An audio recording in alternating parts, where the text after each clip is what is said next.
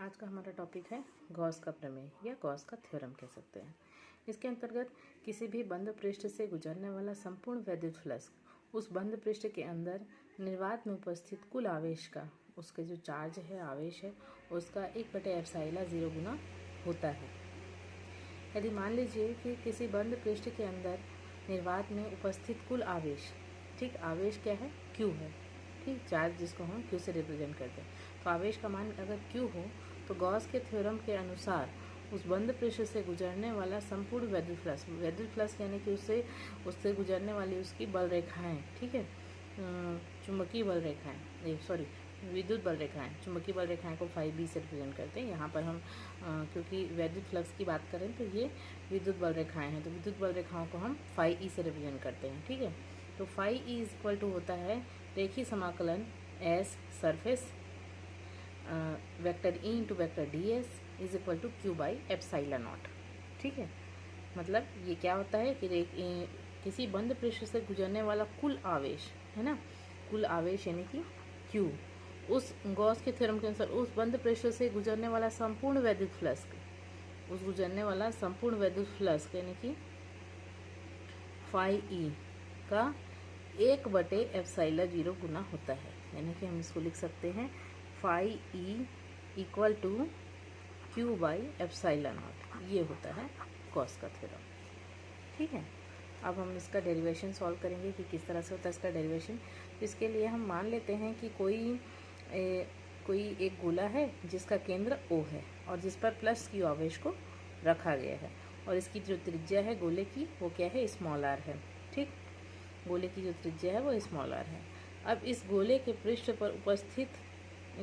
पृष्ठ पर किसी भी बिंदु पर, मान लीजिए किसी भी बिंदु पर, कोई बिंदु P है मान लीजिए, इस पर हमको विद्युत क्षेत्र की तीव्रता निकालनी। तो मान लीजिए कि इस गोले के पृष्ठ पर किसी भी बिंदु P पर विद्युत क्षेत्र की तीव्रता, तो विद्युत क्षेत्र की तीव्रता क्या हो जाएगी, विद्युत क्षेत्र का तीव्रता का फॉर्मूला क्या होता है, E इज इक्वल टू 1/4πε0 और इंटू Q/r का स्क्वायर। ये हो गया इक्वेशन नंबर फर्स्ट, इसको हम ले लेते हैं, ठीक है। अब मान लीजिए कि ये जो गोला है हमारा, है ना, ये जो गोला है इसको हम कई छोटे छोटे पार्ट्स में डिवाइड कर लेते हैं।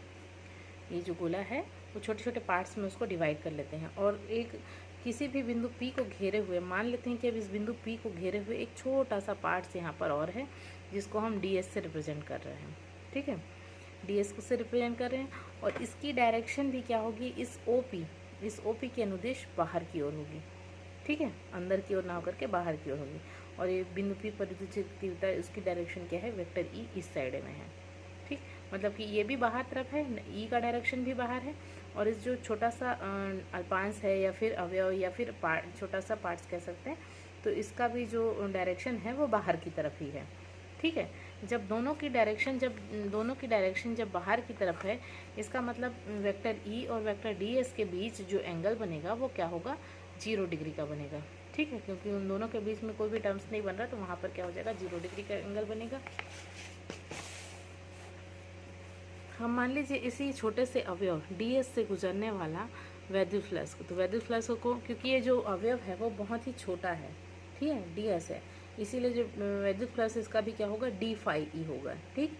dφE is equal to vector E into vector DS। जब इन दोनों के बीच का जो एंगल है वो कितना डिग्री का बन रहा है, 0 डिग्री का। तो मान लीजिए कि E into DS into cos theta, तो फिर कॉस थीटा, इस थीटा का मान क्या है यहाँ पर, 0 डिग्री है, ठीक। तो इसको लिखेंगे E इंटू DS और कॉस 0 डिग्री। तो कॉस 0 का वैल्यू क्या होता है, कॉस 0 डिग्री का होता है 1 होता है। तो यहाँ पर वही आ जाएगा क्या, dφE is equal to E into DS। ये हो गया इक्वेशन नंबर सेकेंड हमारा। वहाँ पर इक्वेशन नंबर फर्स्ट हमारा क्या है कि E इज इक्वल टू, हमारा इक्वेशन नंबर फर्स्ट क्या निकल कर के आया है, यहाँ पर लिख देती हूँ मैं, E is equal to 1/4πε0 into Q/r का स्क्वायर। ये हमारा इक्वेशन नंबर फर्स्ट है, ठीक है। तो इसी इक्वेशन नंबर फर्स्ट से E का जो वैल्यू है उसको हम यहाँ पर सेकेंड में पुट करेंगे, ठीक है।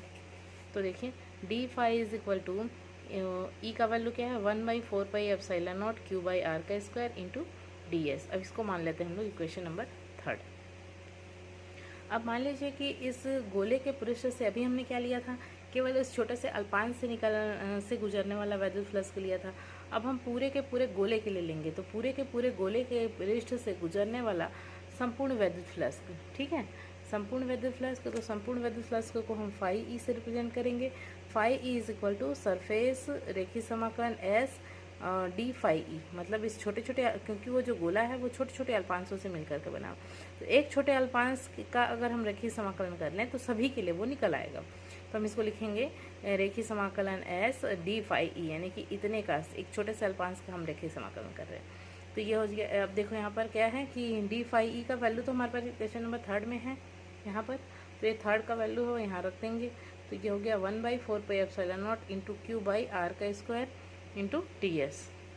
और ये रेखीय समाकलन सरफेस एंड एस के सापेक्ष, तो ये पृष्ठ डी एस बस यहाँ पे रहेगा और ये बाकी पूरा का पूरा टर्म क्या हो जाएगा, रेखीय समाकलन के बाहर आ जाएगा।